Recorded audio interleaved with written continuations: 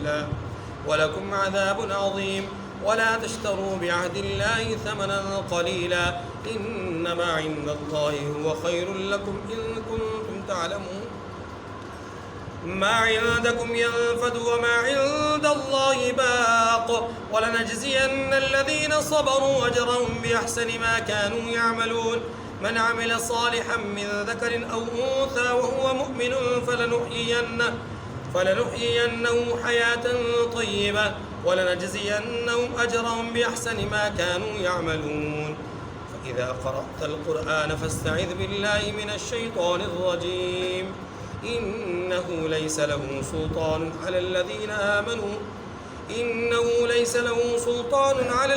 آمنوا وعلى ربهم يتوكلون إنما سلطانه على الذين يتولونه والذين هم به مشركون صدق اللہ العظیم۔ سورۃ النحل کی آیت نمبر 77 سے آیت نمبر 100 تک 24 آیات کریمہ تلاوت ہوئی۔ ان آیات کریمہ میں سے آیت نمبر 77 سے آیت نمبر 89 تک 13 آیات کریمہ میں پہلے بات ہوگی اور پھر 11 آیات کریمہ کے حوالے سے مجموعی طور پر ان 24 آیات کریمہ میں جو عنوانات بیان ہوئے ہیں ان میں سب سے پہلے اللہ تعالیٰ نے اپنے علم غیب کا ذکر کیا ہے۔ نمبر 2، 3 آیات کریمہ میں اپنی قدرتوں کا اظہار فرمایا ہے اور اپنے احسانات کو ذکر کیا ہے اور لوگوں کی طرف سے احسان فراموشی کو ذکر کیا ہے۔ اس کے بعد قیامت کا نقشہ بیان ہوا۔ پھر آیت نمبر 90 میں اللہ تعالیٰ نے، جو کہ تمام مفسرین کے نزدیک قرآن مجید کی سب سے جامع آیت کریمہ ہے، اس میں 3 حکم اللہ تبارک و تعالیٰ نے مثبت بیان فرمائے ہیں اور 3 حکم منفی بیان فرمائے ہیں، یعنی 3 باتوں سے روکا ہے اور 3 کاموں کے کرنے کا حکم دیا ہے۔ اس کے بعد ایفاء عہد کا ذکر کیا ہے اور پھر 2 حکم قسم اور دین کی اہمیت کے حوالے سے بیان فرمائے ہیں، اور آخری بات جو بیان ہوئی ہے وہ ہے دین اور ایمان کی جو نعمت ہے اس کا ذکر ہوا ہے۔ تو یہ 24 آیات کریمہ کا خلاصہ میں نے آپ کے سامنے رکھا۔ اب جو سب سے پہلی بات ہے وہ ہے علم غیب۔ آیات کریمہ کو ساتھ ساتھ ہم پڑھتے جائیں گے اور ساتھ ساتھ بات کرتے جائیں گے۔ وَلِلَّهِ غَيْبُ السَّمَاوَاتِ وَالْأَرْضِ وَمَا أَمْرُ السَّاعَةِ إِلَّا كَلَمْحِ الْبَصَرِ أَوْ هُوَ أَقْرَبُ إِنَّ اللَّهَ عَلَى كُلِّ شَيْءٍ قَدِيرٌ۔ یہ آیت کریمہ بنیادی طور پر مشرکین کے انکار آخرت پر دلیل ہے، یعنی انکار آخرت کے خلاف دلیل ہے، اور یہ آیت کریمہ مشرکین کی طرف سے جو بعث بعد الموت کا ایک دعویٰ تھا یا ان کا جو انکار تھا اس کے اوپر رد ہے۔ نمبر 2، مشرکین کی طرف سے یہ بات عمومی طور پہ کہی جاتی تھی کہ ہم دنیا میں بھی کامیاب ہیں، ہم ہی آخرت میں کامیاب ہوں گے، کیونکہ اگر ہم غلط ہوتے تو ہمیں پکڑ لیا جاتا، ہم پکڑے جاتے۔ اللہ نے اس آیت کریمہ میں اس کا بھی جواب دیا کہ ہم مہلت دے رہے ہیں۔ اور تیسری بات، مشرکین کا یہ کہنا کہ قیامت کیسے برپا ہو سکتی ہے، اتنا بڑا حادثہ کیسے واقع ہو سکتا ہے، اور قیامت کیوں کر واقع ہوگی، یعنی کس انداز میں، کیسے یہ دنیا مٹ جائے گی، کیسے اس کائنات کا نظام درم برم ہو جائے گا، یہ کیسے ممکن ہے۔ اللہ پاک نے اس کا بھی جواب دیا ہے۔ 3 باتوں کا جواب ہو گیا۔ انکار آخرت کا جواب، نمبر 2 اللہ تبارک و تعالیٰ کی طرف سے دی جانے والی مہلت کی غلط فہمی کا جواب، اور نمبر 3 وقوع قیامت کے حوالے سے ان کے شکوے کا جواب۔ دیکھیے، وَلِلَّهِ غَيْبُ السَّمَاوَاتِ وَالْأَرْضِ، اور آسمانوں اور زمین کا علم اللہ ہی کو ہے، اور اللہ کے نزدیک وَمَا أَمْرُ السَّاعَةِ إِلَّا كَلَمْحِ الْبَصَرِ أَوْ أَقْرَبُ، قیامت کا آنا یوں ہے جیسے آنکھ کا جھپکنا، بلکہ اس سے بھی جلد تر۔ 2 باتوں کا جواب ہو گیا۔ پہلا، وہ یہ کہا کرتے تھے کہ قیامت کیوں کر واقع ہوگی، قیامت کا انکار کرتے تھے۔ اللہ پاک نے اس کا جواب دیا کہ اس کا علم تمہارے پاس نہیں ہے، اس کا علم اللہ کے پاس ہے۔ دوسرا ان کا یہ کہنا کہ قیامت کیسے برپا ہوگی، اتنا بڑا جہان، یہ کائنات کا کیسے تباہ و برباد ہو جائے گا؟ اللہ نے اس کا بھی جواب دیا، وَمَا أَمْرُ السَّاعَةِ إِلَّا كَلَمْحِ الْبَصَرِ، ایک پلک جھپکنے کی دیر، یعنی اتنا ٹائم بھی اللہ کو نہیں لگے گا کہ آنکھ بند ہو کر کے کھل جائے، اتنا وقت بھی نہیں لگے گا اس کائنات کو مٹانے میں۔ کیوں؟ اس لیے کہ اذا قضى اللہ امرا ان یکون له کن فیکون، اللہ کا امر کن کہنا ہے نظام کائنات، یا جو اللہ چاہتے ہیں فوراً ہو جانا ہے، امر کن کہنا ہے اور معاملہ ہو جانا ہے۔ اس لیے یہاں پر جواب دیا گیا کہ تمہارے پلک جھپکنے سے بھی بہتر، پہلے پلک جھپکنے کا میں جو ٹائم لگتا ہے اس سے بھی کم تر وقت، اس سے بھی بہت کم وقت اللہ کو اس کائنات کا نظام ختم کرنے میں، تو قیامت برپا کرنا کوئی اللہ کے لیے مشکل کام؟ اسی میں جواب ہے، اسی میں جواب ہے کہ تم جو سمجھتے ہو کہ ہم درست ہیں، ہمیں نہیں پکڑا جا رہا، تو سنو تمہیں مہلت دی جا رہی ہے، ورنہ پکڑنے پر اللہ آج بھی قادر ہے، قیامت کے دن بھی قادر۔ ان اللہ علی کل شیء قدیر، بے شک اللہ ہر چیز پر قادر ہے۔ بات ختم۔ اب اگلی بات، اللہ تعالیٰ نے اپنی قدرتوں کا بیان کیا ہے، اپنے احسانات کو ذکر کیا ہے، اور اسی کے ضمن میں احسان فراموش لوگوں کا بھی ذکر کیا ہے۔ تو چند چیزیں ہیں جی، واللہ اخرجکم من بطون امہاتکم لا تعلمون شیئا وجعل لکم السمع والابصار والافئدہ لعلکم تشکرون۔ یہاں انسان کی تخلیق، اس کے بے علم سے علم میں آنے کا ایک وصف، اور پھر اس کی آنکھ، اس کا کان، اس کا دل، یہ نعمتیں اس کو ذکر کیا گیا۔ فرمایا اللہ ہی نے تمہیں تمہاری ماؤں کے پیٹ سے پیدا کیا کہ تم کچھ نہیں جانتے تھے، تم کچھ بھی۔ الرحمن علم القرآن خلق الانسان علمہ البیان، اقرأ بسم ربک الذی خلق خلق الانسان من علق اقرأ وربک الاکرم الذی علم بالقلم الذی علم الانسان ما لم یعلم۔ یہ وہ ذات ہے جس نے انسان کو وہ کچھ سکھایا جو وہ جانتا۔ لا تعلمون شیئا، ماں کے پیٹ سے نکل کر تم جانتے کچھ نہ تھے، اللہ نے تمہیں سکھایا۔ آپ ابتدا کو ہی دیکھ لیجئے، بچہ دنیا میں آ کر کے یہ نہیں جانتا تھا کہ میں نے اپنے پیٹ کے حوالے سے غذا کی طلب کیسے کرنی ہے۔ اللہ نے اس کے لیے رونے کو ایک سبب بنا دیا کہ جب اسے بھوک لگے تو وہ روئے۔ وہ جانتا نہیں ہے، لیکن اللہ نے اسے سکھایا۔ یہ بچے کو غذا طلب کرنے کے لیے رونا کس نے سکھایا؟ اللہ نے۔ بچے کو تکلیف ہے، اس تکلیف کا احساس دوسروں کو بتانے کے لیے رونا کس نے سکھایا؟ اللہ نے۔ لا تعلمون شیء، تم نہیں جانتے تھے، اللہ جانتا۔ 3 ماہ تک بچہ سن نہیں سکتا، 3 ماہ تک بچہ، کیونکہ قوت سماعت کا جو پردہ ہے، پردہ انتہائی نازک ہے۔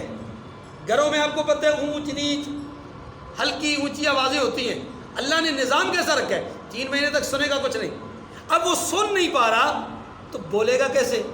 سن نہیں پا رہا تو سمجھے گا کیسے؟ سن نہیں پا رہا تو الفاظ کو سیکھے گا کیسے؟ کچھ نہیں سیکھ رہا۔ اب ان 3 مہینوں میں جب کہ تمہاری بولی وہ نہیں جانتا، تمہاری آواز وہ نہیں جانتا، تمہارے الفاظ وہ نہیں جانتا، تمہاری آواز وہ سنتا نہیں ہے، اسے کون سکھا رہا ہے 3 مہینے تک؟ اللہ۔ لا تعلمون شیئا، تم نہیں جانتے تھے، وہ جانتا، اس نے سکھایا۔ پھر 3 مہینے کے بعد اب وہ الفاظ سیکھ رہا ہے، بولتا نہیں ہے لیکن الفاظ سیکھ رہا ہے۔ کیسے سیکھ رہا ہے؟ اس کے کان میں آپ کے الفاظ پڑھ رہے ہیں، اور وہ انہی الفاظ کو اللہ اس کے دل اور دماغ میں اتارتے جا رہے ہیں۔ وہی پیدا ہونے والا بچہ بروہی زبان بولنے والوں کے یہاں پیدا ہوتا ہے تو وہ بروہی زبان سیکھتا ہے، وہاں گھر میں پشتو بولی جاتی ہے تو پشتو سیکھتا ہے، پنجابی بولی جاتی ہے پنجابی سیکھتا ہے، ہندکو بولی جاتی ہے ہندکو سیکھتا ہے، فرینچ بولی جاتی ہے وہاں وہ سیکھتا ہے، انگلش بولی جاتی ہے وہ سیکھتا ہے، عربی بولی جاتی ہے وہ۔ پیدا ہونے والا بچہ خود اس کی کوئی زبان نہیں ہوتی، وہ الفاظ سیکھتا ہے جو اس کے ارد گرد ماحول میں بولے جاتے ہیں، ارد گرد کے ماحول میں بولے جاتے. اس لیے اللہ فرماتے ہیں وہ تم جانتے کچھ نہ تھے, اللہ نے تمہیں سکھایا. یہاں اب الفاظ کی بات ہو رہی ہے. آگے دنیا کے نشیب و فراز کو, اچھے برے کو, نفع نقصان کو, حلال و حرام کو, اپنے بیگانے کو, مخلوق اور خالق کو, ہر چیز کو کس نے سکھایا؟ اللہ نے. اب اس سیکھنے کے لیے جو چیزیں آلات علم میں سے ہیں وہ کیا ہے؟ کان ہے, آنکھ, دل. اللہ نے ان کو ذریعہ بنایا ہے. کس کے لیے؟ سکھانے کے لیے. زبان بھی بولنے کا ایک ذریعہ, اپنا سیکھنے کا ایک ذریعہ ہے, لیکن یہ ان کے بعد ہے. ہاتھ بھی سیکھنے کا ایک ذریعہ ہے کہ آپ لکھ کر سیکھتے ہیں, لیکن یہ ان کے بعد ہے. ماحول بھی سیکھنے کا ایک ذریعہ ہے, یہ ان کے بعد ہے. سوسائٹی, معاشرہ, آپ کا کلچر, آپ کی تہذیب, سب سیکھنے کے مراحل ہیں, لیکن یہ بعد میں. پہلے کیا ہے؟ وَجَعَلَ لَكُمُ السَّمْعَ. دیکھیں اور کریں, سب سے پہلے قوت سماعت کو بیان کیا. میں نے عرض کیا کہ سب سے پہلے بچہ کس چیز سے سیکھتا ہے؟ ان الفاظ کو جو اس کے کان میں پڑتے ہیں. بول نہیں پاتا, لیکن اس کے نقش و نگار, اس کا تلفظ, وہ اس کے دل و دماغ پر اثر کرتا ہے. پھر آپ کہتے ہیں بیٹا بولو, پاپا, ماما, ابو, بولو. حالانکہ ہمارے دین نے ہمیں سکھایا کہ جب بچہ اس کی زبان پھوٹنے والی ہو تو سب سے پہلے اس کی زبان سے اللہ اللہ اللہ کے کلمات کہتا ہے. اللہ کا لفظ اس کی زبان سے کہلواؤ. جب پیدا ہو تو اس کے کان میں سب سے پہلی آواز جو تم اپنی طرف سے ڈالنا چاہو, اس کے کان میں نہیں جا رہی, وہ نہیں سن رہا, لیکن تم اپنی طرف سے ڈالو, اللہ اکبر, اللہ اکبر. اندازہ کیجیے, سب سے پہلے کس کا نام؟ اللہ کا. اور سب سے آخری نام کس کا؟ سب سے آخری نام کس کا؟ اللہ کا. اللہ اکبر ہے جی 4 دفعہ. کتنی دفعہ؟ پہلے بھی 4 دفعہ, آخر میں بھی. وَجَعَلَ لَكُمُ السَّمْعَ وَالْأَبْصَارَ وَالْأَفْئِدَةَ. اور اس نے تمہیں کان اور آنکھیں اور دل, یہ اعضاء بخشے ہیں. لَعَلَّكُمْ تَشْكُرُونَ, تاکہ تم احسان مند رہو, شکر ادا کرو. أَلَمْ يَرَوْا إِلَى الطَّيْرِ, کیا وہ لوگ دیکھتے نہیں ہیں؟ مُسَخَّرَاتٍ فِي جَوِّ السَّمَاءِ, کس کو؟ طیر, پرندوں کو, کہ جنہیں اللہ نے آسمان کی فضا میں, آسمان کی ہوا میں کیا کیا ہے؟ مسخر کیا ہوا ہے. کیا مطلب؟ کیا یہ لوگ پرندوں کو نہیں دیکھ رہے کہ مسخرات فی جو السماء, کہ جو آسمان کی ہوا میں گرے ہوئے؟ معنی یہ ہے کہ آپ اس کی گہرائی میں تھوڑا سا غور کیجیے. بظاہر یہ کوئی اللہ کی بہت بڑی قدرت بظاہر معلوم نہیں ہوتی, کہ تھوڑا سا رک کر کے غور کریں گے, کیونکہ ہمارے عام طور پہ ہمارے سامنے پرندے چڑیاں اڑ رہی ہیں نا, اس لیے ہمیں محسوس نہیں ہوتا. تھوڑا گہرائی میں دیکھیے. ایک چڑیا ہے معمولی درجے کی, معمولی جسم کی, ایک چیل ہے, گدھ ہے, گدھ بڑے جسم کی بات. آپ اس چڑیا کو بھی دیکھ لیجئے, اس گدھ کو بھی دیکھ لیجئے, دونوں فضا میں اڑ رہے ہیں. اتنا بھاری بھرکم جسم, بھاری بھرکم جسم گدھ کا, چیل کا, وہ فضا میں کئی منٹ بلکہ گھنٹے وہ اڑتی رہتی ہے. یہ اڑنے کی طاقت کس نے دی ہے؟ اتنے بھاری بھرکم جسم کو بغیر کسی سہارے کے, بغیر کسی سپورٹ کے فضا میں معلق کیے رکھتا ہے وہ رب. یہ اس کی قدرت نہیں؟ ورنہ ایک بال آپ اس کو فضا میں اوپر اڑائیں, وہ لمحہ بھر آپ کی جو پھینکی ہوئی طاقت ہے اس کے ساتھ اوپر جائے گا, اور جیسے ہی اس طاقت کا زور ختم ہوگا وہ نیچے آ جائے گا. کوئی چیز, آپ یہ پانی کی باٹل ہے, وزنی ہے, آپ اس کو اٹھا کر اوپر پھینکیے, آپ کی جتنی زور اور طاقت ہے وہ اوپر رہے گا, اس کے بعد یہ واپس نیچے آ جائے گی. ایسی جتنی بھی چیزیں جو میرے اور آپ کے مصنوعی انداز, دیکھیے ایک خلائی شٹل ہے, جہاز ہے, جو بھی چیزیں یہ ہماری طاقت کے مطابق اوپر رہتی ہیں, لیکن جتنا ان کے اندر ہماری طرف سے زور ہوتا ہے یہ وہاں رہتی ہیں. جیسے ہمارا زور پھینکنے والا ایندھن والا جو بھی ہمارا زور ہے، وہ زور جیسے ہی ختم ہوتا ہے اب انہیں لا محالہ اس فضا کو چھوڑنا پڑتا ہے. وہ نہیں چھوڑیں گے تو چھڑوا دی جائے گی. اللہ کی شان یہ ہے کہ یہ پرندے ہمارے زور سے نہیں اڑتے اور یہ اپنے زور سے بھی نہیں اڑتے. اللہ کی شان ہے، جتنا اللہ چاہتے ہیں یہ اڑتے رہتے ہیں. آپ جانتے ہیں کہ کئی پرندے ایسے ہیں جو آسٹریلیا سے اڑ کر کے پاکستان میں آتے ہیں، جھنڈ کے جھنڈ آتے ہیں، لوگ شکار کرتے ہیں، ہے کہ نہیں؟ شکار کرنے والے اس بات کو جانتے ہیں کہ مختلف جگہوں پر مختلف جو پرندے ہیں وہ مختلف ممالک سے اڑ کر آتے ہیں. آپ اندازہ کیجئے کہ وہ کتنے دور سے، کتنے بر اعظم کراس کر کے وہ آئے ہوئے. یہ طاقت کس نے دی ہے؟ فی جو السماء ما یمسکہن الا اللہ. ان کو اللہ ہی تھامے رکھتا ہے، تم نہیں تھام سکتے. اللہ نہ وہ خود کو تھام سکتے. ان فی ذلک لآیات لقوم یؤمنون. ایمان والوں کے لیے اس میں نشانیاں ہیں، یعنی ایمان قبول کرنے والوں کے لیے بھی نشانیاں ہیں اور ایمان لا کر اللہ کی قدرت کو دیکھنے والوں کے لیے مزید اس میں استقامت کی نشانیاں ہیں. دوسری بات، واللہ جعل لکم من بیوتکم سکنا وجعل لکم من جلود الانعام بیوتا تستخفونها یوم ظعنکم ویوم اقامتکم ومن اصوافها واوبارها واشعارها اثاثا ومتاعا الی حین. اور اللہ ہی نے تمہارے لیے گھروں کو رہنے کی جگہ بنایا ہے. دیکھیے واللہ جعل لکم من بیوتکم سکنا، اللہ نے تمہارے لیے گھروں کو رہنے کی جگہ بنایا ہے. دیکھیے گھر وہی ہوتا ہے حقیقت میں، حقیقی گھر وہی ہوتا ہے جس میں رہنے کا لطف آئے، جس میں رہنے کا، اسی لیے لفظ سکن استعمال کیا ہے کہ اس کو سکونت سے بھی آپ لے سکتے ہیں، اس کو سکون سے بھی آپ لے سکتے ہیں کہ گھر اللہ نے تمہارے لیے بنائے ہیں سکون کے ذریعہ.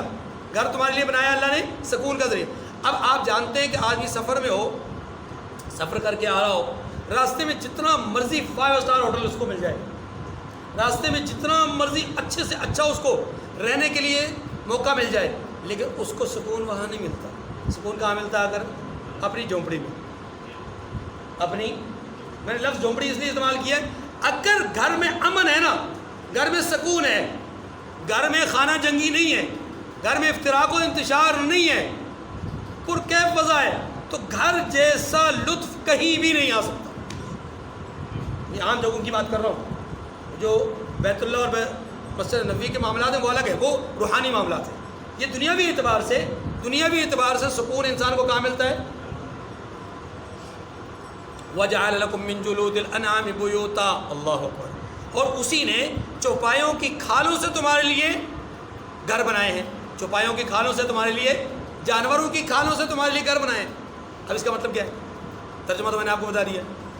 اس کا مطلب یہ ہے کہ اللہ نے ہی تمہیں یہ طاقت اور قوت بخشی ہے، تمہیں دل اور دماغ دیا ہے کہ تم جانوروں کی کھال اتار کر اس کو دباغت دو، دباغت دے کر کے اس کو نرم کر کے اس سے اپنے لیے خیمے بناؤ، تاکہ یہ جو گھر ہیں، یہ جو خیمے ہیں، تم کہیں سفر کرنا چاہو، کہیں دور دراز علاقوں میں جانا چاہو تو تم انہیں اپنے ساتھ لے جاؤ اور وہاں جا کر کے ان کو گاڑ کر کے اپنی وہاں پر مصروفیات میں اپنے رہائش کے کچھ جو اپنا ذرائع ہیں ان کو اختیار کر سکو، کچھ وقت وہاں ٹھہر سکو. ظاہر ہے آپ بنا بنایا جو سیمنٹ کا گھر ہے وہ تو اٹھا کر نہیں لے جا سکتے، یا کنٹینر تو ہر آدمی نہیں اٹھا کر لے جا سکتا. کچھ لوگ ایسے ہوتے ہیں جنہوں نے کنٹینر کو اپنا گھر بنایا ہوتا ہے، کئی دن تک وہ اس میں رہتے ہیں، لیکن ہر آدمی تو کنٹینر ساتھ نہیں اٹھا سکتا. اس لیے یہ خیمے ہیں جنہیں ہر آدمی کسی نہ کسی درجے میں اٹھا کر لے جا سکتا ہے اگر لے جانا چاہے تو اپنے لیے. تو اللہ تعالیٰ نے اسی کو ذکر فرمایا کہ یہ جانوروں کی کھالیں تمہارے لیے گھر بنائے گئے ہیں، یعنی تمہارے لیے رہنے کے خیمے اس کے لیے بنے ہیں. تستخفونها یوم ظعنکم ویوم اقامتکم. یہ بہت ہلکے ہیں، یعنی تم ان کو تستخفونها، یہ بڑے ہی ہلکے ہیں تمہارے لیے. یوم ظعنکم ویوم اقامتکم، حضر میں بھی کام آتے ہیں اور سفر میں بھی کام آتے ہیں. ومن اصوافها واوبارها واشعارها اثاثا ومتاعا الى حين. یہاں 3 باتیں اور جانوروں کی بیان ہوئی. نمبر 1 فرمایا ان کی اون اور بالوں سے تم اسباب اور برتنے کی چیزیں مدت تک کیا کرتے ہو؟ اختیار کرتے ہو یا ان سے نفع اٹھاتے ہو۔ اس کا معنی یہ ہوا وَمِنْ أَصْوَافِهَا، ان کی اون سے بھی تم فائدہ اٹھاتے ہو۔ اون کس کی استعمال ہوتی ہے جی؟ بھیڑ کی۔ کس کی؟ اسی طریقے سے وہ اوبارها، اوبار یہ آپ کہتے ہیں وبر سے، اور اس کا معنی ہوتا ہے جیسے بڑی کھال، اونٹ کی، اس سے مراد اونٹ ہے، اونٹ کی کھال جو ہے اس سے بھی آپ فائدہ اٹھاتے ہو۔ اشعاریہ، اور ان کے بالوں سے بھی آپ فائدہ اٹھاتے ہو۔ کس کے؟ جانوروں کے، جیسے کہ بکری کے بالوں سے آپ فائدہ اٹھاتے ہیں، ٹھیک ہے، وغیرہ وغیرہ۔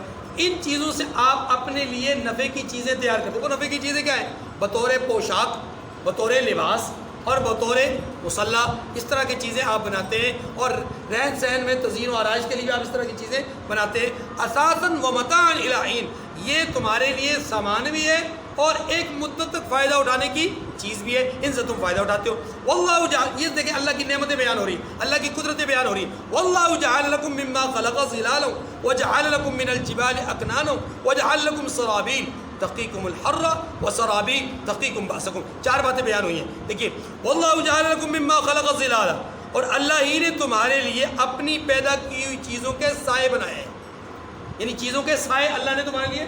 آپ آج کل کے دنوں میں اس بات کو بڑا ہی محسوس کر سکتے ہیں، بڑا اس کو اللہ کی نعمت سمجھ سکتے ہیں، جب آپ دھوپ کی تپش میں باہر نکلتے ہیں اور ہوں بھی آپ پیدل، اور آپ کو کہیں پر کسی دیوار کا سایہ مل جائے، ہاں جی، یا پھر آپ اگر کسی ویرانے میں جا رہے ہوں اور آپ کو کہیں درخت کا سایہ مل جائے، ہاں جی، یا آپ چل رہے ہوں اور اوپر جو ہے وہ دھوپ کی تپش اور تمازت بہت زیادہ ہو، اور آپ کو کسی جگہ پر کسی پتھر کا سایہ مل جائے، تو آپ اس کو اللہ کی بہت بڑی نعمت جان کر کے کچھ دیر وہاں پر سستاتے ہیں۔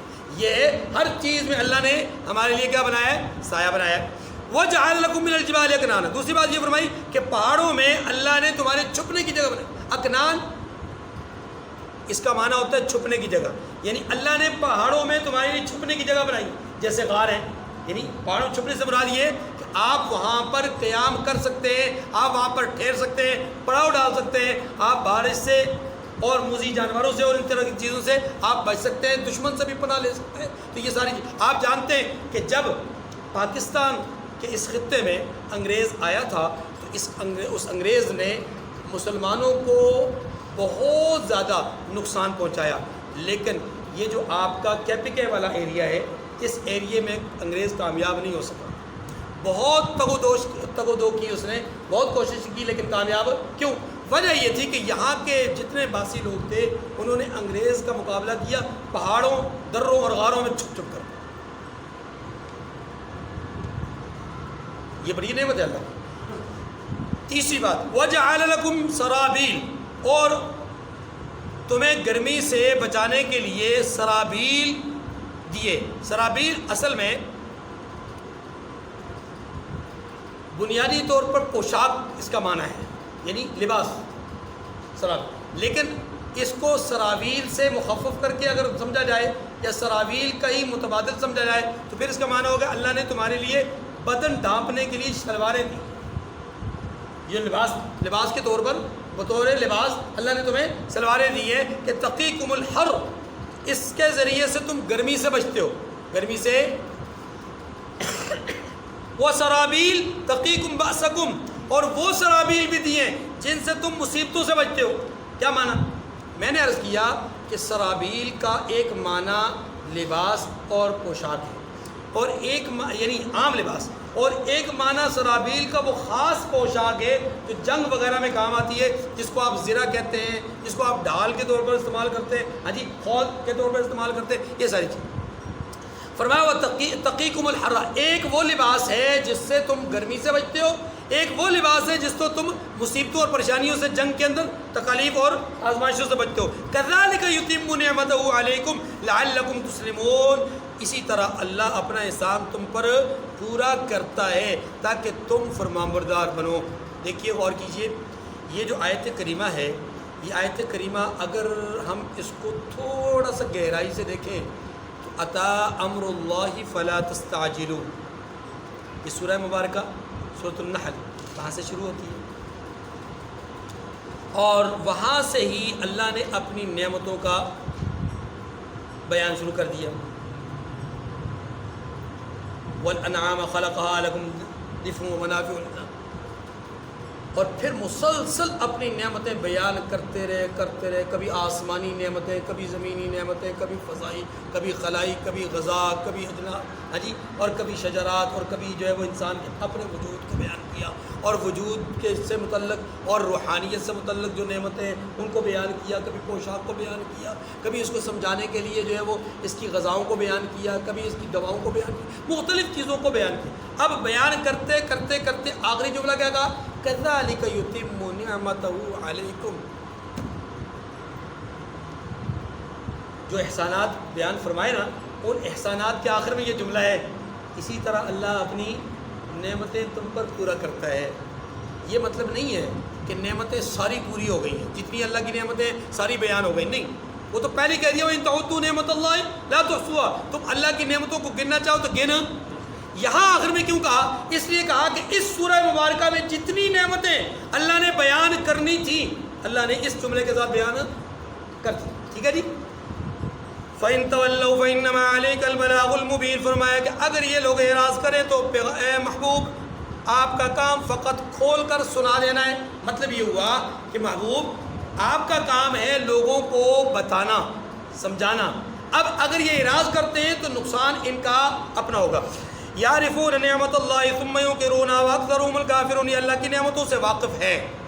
کیوں کہا بھائی اللہ کی نعمتوں سے واقف ہے؟ دیکھیں آسمان کو کوئی نہیں جانتا، زمین کو کون نہیں جانتا، ہاں جی، سورج کو کون نہیں جانتا، چاند کو، ستاروں کو، ہاں جی، شہد کی مکھی کو، اسی طریقے سے پہاڑوں کو، ان غذاؤں کو، لباسوں کو کون نہیں جانتا، ہاں جی، کھال کو، چمڑے کو، اس کے اپنا بالوں کو، اس کے کھر کو، اس کے ناخنوں کو کون نہیں جانتا. فرمایا یہ ساری چیزیں وہ ہیں جو بدیہی ہیں سب کے سامنے. یعرفون نعمت اللہ، اللہ کی نعمتوں کو جانتے ہیں. ثم ینکرون، پھر بھی اس کی ناشکری کرتے ہیں، انکار کرتے. مانا یہ اللہ کی نعمتوں کو جانتے مانے استعمال کرتے ہیں، اللہ کی نعمت کا استعمال کرتے ہیں، پھر اس کا شکر بھی ادا نہیں کرتے. واکثرهم الکافرون. فرمایا اکثر یہ ناشکر ہیں. وَيَوْمَ نَبْعَثُ مِنْ كُلِّ أُمَّةٍ شَهِيدًا ثُمَّ لَا يُؤْذَنُ لِلَّذِينَ كَفَرُوا وَلَا هُمْ يُسْتَعْتَبُونَ. یہ قیامت کا نقشہ ہے اور یہ بار بار یہ باتیں آ چکی ہیں. میں صرف اس کا ترجمہ اور خلاصتاً کچھ بات جو ہوگی وہ عرض کروں گا.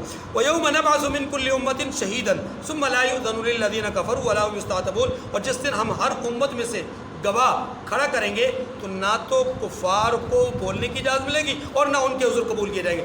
نقشہ یہ ہے قیامت کے دن اللہ ہر امت میں ایک گواہ کھڑا کریں گے اور وہ گواہ کون ہوگا؟ نبی. ہر امت کا نبی جو ہے وہ اس امت کے گواہی دے گا. پھر دوسری بات یہ کہی گئی کہ قیامت کے دن اللہ کفار سے عذر بھی قبول نہیں کریں گے، عذر بھی قبول، اور نہ ہی ان کو بولنے کی اجازت ملے گی. بولنے سے مراد کیا ہے؟ دیکھیں کافر بولے گا، اللہ پوچھیں گے بھائی تم نے یہ گناہ کیا کہ نہیں کیا.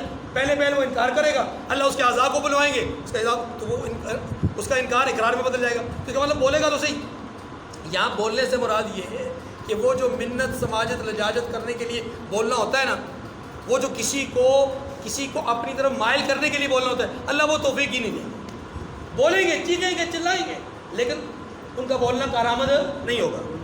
ہاں جی، ہاں، ان کا بولنا حقیقت میں قابل قبول نہیں ہوگا. یہ معنی ہے. اچھا جی. وَإِذَا رَأَى الَّذِينَ ظَلَمُوا الْعَذَابَ فَلَا يُخَفَّفُ عَنْهُمْ وَلَا هُمْ يُنظَرُونَ. فرمایا جب ظالم لوگ عذاب دیکھ لیں گے تو پھر نہ تو ان کے عذاب ہی میں تخفیف کی جائے گی اور نہ ان کو مہلت دی جائے گی. کوئی تفصیل طرف بات نہیں ہے. وَإِذَا رَأَى الَّذِينَ أَشْرَكُوا شُرَكَاءَهُمْ قَالُوا رَبَّنَا هَؤُلَاءِ شُرَكَاؤُنَا الَّذِينَ كُنَّا نَدْعُو مِن دُونِكَ فَأَلْقَوْا إِلَيْهِمُ الْقَوْلَ إِنَّكُمْ لَكَاذِبُونَ. اس آیت کریمہ کو ذرا سمجھنے سے پہلے سمجھ لیجیے. دیکھیے یہاں یہ بیان کیا جا رہا ہے کہ قیامت کے دن جو مشرکین ہیں ان کے شرک سے ان کے معبودان جن کو اللہ کے ساتھ شریک سمجھتے تھے وہ سارے انکار کرتے ہیں. وہ سارے، اب غور کیجیے گا، سارے انکار کریں گے. ظاہر کچھ تو وہ ہیں کہ جن کا انکار بنتا ہے، جن کا انکار مثلا پتھر ہیں، وہ انکار کریں گے اس لیے کہ وہ ان کے شرک میں شریک ہی نہیں تھے. ظاہر ہے وہ نہ وہ بولتے ہیں، نہ سنتے ہیں، نہ سناتے ہیں، کچھ بھی نہیں کرتے، ان کو تو پتہ ہی نہیں، تو ان کا انکار تو سمجھ میں آتا ہے. اسی طریقے سے انبیاء، اولیاء، صلحاء جو اللہ کے نیک بندے ہیں ان کا انکار بھی سمجھ میں آتا ہے، کیونکہ انہوں نے کبھی زندگی میں اپنے آپ کو رب سے شریک کرنے کا دعویٰ کیا ہی نہیں. اچھا جی. فرشتے بھی چونکہ ان کی بھی پوجا کی جاتی ہے وہ بھی انکار کریں گے، ان کا انکار بھی سمجھ میں آتا ہے. لیکن شیطان کا انکار کرنا سمجھ میں تو نہیں آتا۔ اللہ کہتے ہیں نا ہر ایک جو شریک ہے، جس کو شریک سمجھا جاتا وہ قیامت کے انکار تو شیطان کیوں انکار کرے گا بھائی؟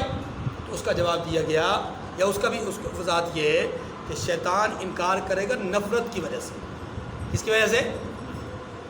یعنی اپنے آپ کو سچا نہیں کہے گا، یعنی وہ سچا نہیں ہے کیونکہ اس نے دنیا کو اپنے پیچھے لگایا ہے، اپنے آپ کو اپنا رب کا شریک کہلوایا ہے، تو یہ تو اس کی طرف سے انکار جھوٹ ہوگا۔ تو وہ جھوٹ نہیں بول رہا ہوگا بلکہ وہ نفرت کی وجہ سے انکار کر رہا ہوگا، اس سے نفرت ہوگی ان لوگوں سے۔ اور یہ بات ہم سورہ ابراہیم میں پڑھ چکے ہیں۔ چلیے، اور جب مشرک اپنے شریکوں کو دیکھیں گے تو کہیں گے پروردگار یہ وہی ہمارے شریک ہیں جن کو ہم تیرے سوا پکارا کرتے تھے، تو وہ ان کے کلام کو مسترد کر دیں گے۔ کون؟ وہ شریک، اور ان سے کہیں گے کہ تم تو جھوٹے ہو، تم نے تو کبھی ہمیں اللہ کے ساتھ شریک ٹھہرایا نہیں۔ ہاں جی، وَأَلْقَوْا إِلَى اللَّهِ يَوْمَئِذٍ السَّلَامَ وَضَلَّ عَنْهُمْ مَا كَانُوا يَفْتَرُونَ، اور اس دن اللہ کے سامنے سر نگوں ہو جائیں گے، اور جو طوفان وہ باندھا کرتے تھے سب ان سے جاتا رہے گا۔ یعنی دنیا میں جو فساد وہ فتنے اس شرک کی بنیاد پہ کیا کرتے تھے وہ سارا ختم، اب خلاص، اب کچھ بھی نہیں رہے گا۔ اب کیا ہے؟ آج اس درماندہ اور اپنے سر کو جھکا کر کے کھڑے ہوں گے کہ جن کو وہ خدا کے ساتھ معبود سمجھتے تھے انہوں نے بھی انکار کر دیا، اللہ نے بھی راندہ درگاہ کر دیا، ابھی نہ ان کا یہ رہے نہ وہ رہے۔ الذین کفروا وصدوا عن سبیل اللہ زدناہم عذابا فوق العذاب بما کانوا یفسدون۔ یہ کون لوگ ہیں جنہوں نے دنیا میں فساد برپا کر رکھا تھا؟ فرمایا جن لوگوں نے کفر کیا اور اللہ کے راستے سے روکا، ہم ان کو عذاب پر عذاب دیں گے، یعنی مسلسل عذاب دیے جائیں گے، دیے جاتے رہیں گے، اس لیے کہ شرارت کیا کرتے تھے، اس لیے کہ دنیا میں وَيَوْمَ نَبْعَثُ فِي كُلِّ أُمَّةٍ شَهِيدًا عَلَيْهِمْ مِنْ أَنفُسِهِمْ وَجِئْنَا بِكَ شَهِيدًا عَلَى هَؤُلَاءِ وَنَزَّلْنَا عَلَيْكَ الْكِتَابَ تِبْيَانًا لِكُلِّ شَيْءٍ وَهُدًى وَرَحْمَةً وَبُشْرَىٰ لِلْمُسْلِمِينَ۔ اللہ اکبر۔ ساری امتوں میں ایک گواہ، ساری امتوں میں یہ آخر میں نتیجے کے طور پہ بات بیان فرمایا اور اس دن کو بھی یاد کیجئے جس دن ہم ہر امت میں سے خود ان پر گواہ کھڑے کریں گے، یعنی نبی کو۔ اور پھر کیا فرمایا؟ اور اے محبوب آپ کو ان لوگوں پر، ان سب پر گواہ کھڑا کیا جائے۔ کیا مطلب ہوا؟ ہر نبی اپنی امت کی گواہی دے گا، اور میرے اور آپ کے نبی جناب محمد رسول اللہ صلی اللہ علیہ وسلم تمام نبیوں کی گواہی دیں گے، تمام نبیوں کی۔ اللہ اکبر۔ اور آخری بات کیا فرمائی؟ فرمایا وَنَزَّلْنَا عَلَيْكَ الْكِتَابَ تِبْيَانًا لِكُلِّ شَيْءٍ وَهُدًى وَرَحْمَةً وَبُشْرَىٰ لِلْمُسْلِمِينَ۔ اس آیت میں آخری بات یہ ہے، فرمایا محبوب ہم نے آپ پر کتاب نازل کی ہے، ایسی کتاب کہ اس میں ہر چیز کا بیان ہے۔ ہر چیز کا کیسے بھائی؟ کیا اس کتاب میں جہاز، F-16 راکٹ، خلائی شٹل، ہاں جی، فارمی مرغی، ہاں جی، یہ ساری چیزیں موجود ہیں؟ اس میں یہ کیمرے موجود ہیں؟ نہیں۔ یہاں مراد یہ ہے، توجہ، یہاں مراد یہ ہے، اللہ پاک یہ بیان فرما رہے کہ میرے بندوں کی ہدایت کے لیے، میرے بندوں کی ہدایت کے لیے، انسانوں کی ہدایت کے لیے جتنی چیزیں بطور دلیل، بطور حکم، بطور عمل، بطور اتباع، بطور اطاعت درکار تھیں، وہ ساری چیزیں میں نے قرآن میں بھیج دی ہیں۔ تو یہ قرآن جامع کتاب ہے احکامات، اطاعت اور اتباع کے لحاظ سے، ہدایت کے ذرائع کے لحاظ سے۔ باقی یہ ہدایت کے ذرائع نہیں ہیں جن کو ابھی ذکر کیا، یہ ہدایت کے ذرائع نہیں ہیں۔ وَهُدًى وَرَحْمَةً وَبُشْرَىٰ لِلْمُسْلِمِينَ۔ فرمایا یہی کتاب ہدایت کا ذریعہ ہے، رحمت ہے اور بشارت ہے، کس کے لیے؟ مسلمانوں کے لیے۔ اس کتاب کے اندر کیا بیان ہوا، اس کا خلاصہ کن چیزوں میں ہے، اس کے لیے اگلی آیت وَنَزَّلْنَا عَلَيْكَ الْكِتَابَ تِبْيَانًا لِكُلِّ شَيْءٍ وَهُدًى وَرَحْمَةً وَبُشْرَىٰ لِلْمُسْلِمِينَ۔ آیت نمبر 89 کا یہ حصہ بتلاتا ہے کہ اللہ رب العزت یہ پیغام ارشاد فرما رہے ہیں، یہ بات ارشاد فرما رہے ہیں کہ محبوب ہم نے آپ کو ایک ایسی کتاب دی ہے جس میں ہر چیز کو کھول کر بیان کر دیا ہے۔ قرآن مجید میں جتنے احکامات آئے ہیں، جتنے فرامین موجود ہیں، ان فرامین کا، ان احکامات کا خلاصہ، لب لباب اللہ پاک نے آنے والی آیت نمبر 90 کے اندر بیان فرمایا۔ حضرات یہ ارشاد فرماتے ہیں مفسرین اکرام کہ قرآن مجید کی سب سے جامع ترین آیت مضمون کے لحاظ سے، مضامین کے لحاظ سے سب سے جامع آیت وہ سورۃ النحل کی آیت نمبر 90 ہے۔ شاید یہی وجہ ہے کہ امام عادل، امام راشد، امیر المؤمنین، خلیفۃ المسلمین حضرت عمر بن عبدالعزیز رحمۃ اللہ علیہ نے خطبہ جمعہ میں اس آیت کریمہ کو شامل کروایا تاکہ لوگوں کو قرآن مجید کا لب لباب اور خلاصہ ہر جمعہ کو سننے کو ملے۔ ہر جمعہ کے خطبہ میں قرآن مجید کا لب لباب ان کے سامنے آ جائے۔ یہ خلاصہ کیا ہے؟ 6 باتیں ہیں جن میں سے 3 کام کرنے کے ہیں اور 3 کاموں سے رکنے کا حکم دیا ہے۔ 3 کام کرنے کا حکم دیا، 3 کاموں کے سے رکنے کا حکم دیا ہے۔ یہ ہے مجموعی طور پہ 6 باتیں، اور یہ 6 کے 6 باتیں دین اسلام قرآن مجید کا خلاصہ ہے۔ اگر آپ غور کریں تو قرآن پاک یہ کہتا ہے ان اللہ یأمر بالعدل، دوسری بات والاحسان، تیسری بات وایتاء ذی القربى۔ یہ 3 باتیں ہیں جن کے کرنے کا حکم ہوا۔ اللہ تبارک و تعالی نے تمہیں حکم کیا ہے عدل کا، احسان کا اور قرابت داروں کو دینے کا۔ یہ 3 کام کرنے ہیں۔ ان میں سے پہلا کام عدل ہے۔ عدل کس کو کہتے ہیں؟ عدل کا عمومی معنی انصاف کرنا، برابری کرنا۔ مفہوم اس کا یہ ہوگا کہ عدل کہیں گے اپنے سے متعلق دوسروں کے حقوق کو برابر سرابر ادا کرنا، خود سے متعلق دوسروں کے حقوق کو برابر سرابر عطا کرنا، دینا، یہ عدل کہلاتا ہے۔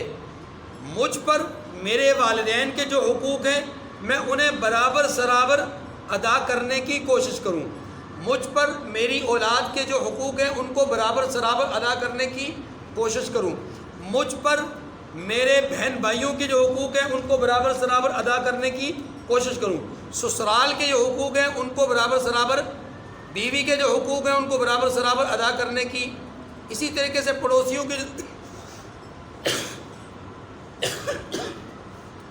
کے جو حقوق ہیں ان کو برابر سرابر ادا کرنے کی کوشش کروں۔ یہ کیا ہے؟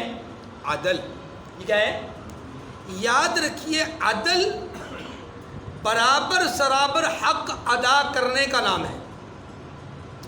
اگر حقوق کی ادائیگی میں کمی آ جائے تو عدل نہیں ہے، پھر یہ عدل نہیں ہے، چاہے وہ کسی کا بھی حق ہو مجھ سے وابستہ۔ جب میں نے خود سے دوسروں کے وابستہ حقوق کو جس سے متعلق ہے اس کو اگر پورا ادا کیا تو میں نے وہاں پر عدل کیا۔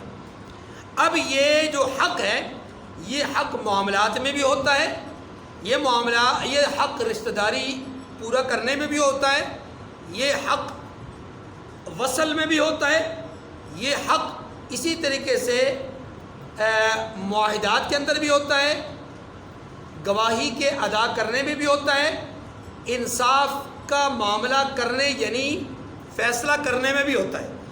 بہت ساری چیزیں ہیں، صرف یہی نہیں ہے کہ میرا کسی کے ساتھ لین دین ہے تو میں اس کو برابر سرابر ادا کر دوں، انصاف ہو گیا۔ ہاں یہ اس ایک معاملے میں انصاف ہوا ہے، انصاف کے جو تقاضے ہیں، انصاف کے جو جزیات ہیں وہ ایک نہیں ہیں، وہ بہت ساری جزیے ہیں، وہ معاملات میں بھی ہیں، معاہدات میں بھی ہیں، حقوق سے متعلق بھی ہیں، رشتہ داری سے متعلق بھی ہیں، ساری چیزوں سے متعلق ہے۔ تو اس لیے عدل کرنے کا حکم دے کر کے آپ اندازہ کیجئے اس جملے کی گہرائی کا کہ اللہ پاک نے کس بات کا حکم دیا ہے۔ جب دو ہی تو چیزیں ہیں، ایک حقوق اللہ، دوسرا حقوق العباد. اب دیکھیں مجھ پر میرے رب کا حق کیا ہے کہ میں اس کی بندگی کروں. اگر میں یہ بندگی برابر سرابر احکامات کے مطابق کر رہا ہوں, رسول صلی اللہ علیہ وسلم کی اتباع اور پیروی کے مطابق کر رہا ہوں, تو میں نے کیا کیا؟ انصاف. یہ انصاف اپنے ساتھ کیا. اب جب میں انصاف کر رہا ہوں حقوق اللہ میں, تو گویا دو قسم کے حقوق میں سے ایک حق کی ادائیگی کی کوشش کی, دوسرے حق کی طرف آ جائیں, حقوق العباد کی طرف آ جائیں. تو حقوق العباد کا ایک میں نے مختصر سا ایک خلاصہ آپ کے سامنے رکھا کہ حقوق کی یہ شکلیں بھی ہیں, اور ان لوگوں کے حقوق ہم سے وابستہ ہیں. اگر یہاں ہم حقوق کے اندر برابری کی کوشش کرتے, حقوق ادا کرنے میں برابری کی کوشش کرتے, تو پھر ہم عدل سے کام لے رہے ہیں. اور یاد رکھیے جو آدمی عدل سے کام لیتا ہے اللہ کے نزدیک وہ محبوب اور پسندیدہ ہوتا ہے.